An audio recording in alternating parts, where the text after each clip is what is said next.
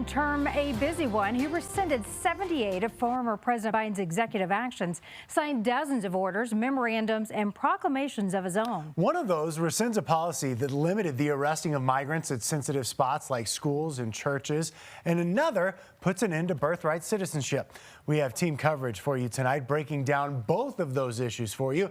Your reporter Alan Janae following a new direction to enforce deportation. First, though, your reporter Karen Morford joins us with how some states are fighting back in favor of birthrights with a lawsuit. Karen? Yeah, Karen, Colorado is among those now headed to court, calling for a pause on enforcement of that order that is set to go into effect next month. The uncertainty around it leaving many families here in Colorado worried about their future. For the last 24 hours, Maria, who asked we protect her identity, has been searching for answers. Well, it brings us anguish, anxiety, at the same time, a lot of frustration.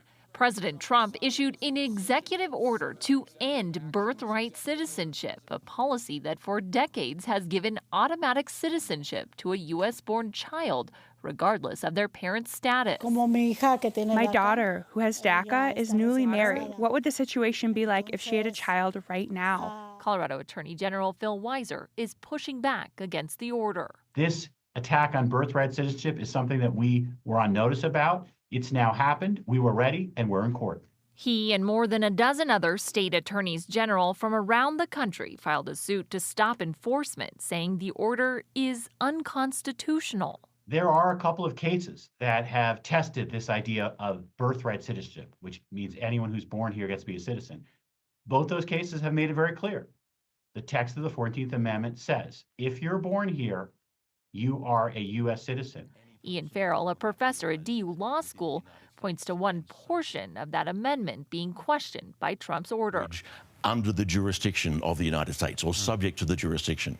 The argument that I imagine his lawyers will make is that that does not apply to people who are, where the mother is here, either without documentation or on a temporary visa. At the center of the debate are people like Maria. There are many questions, and perhaps questions that we do not have answers to.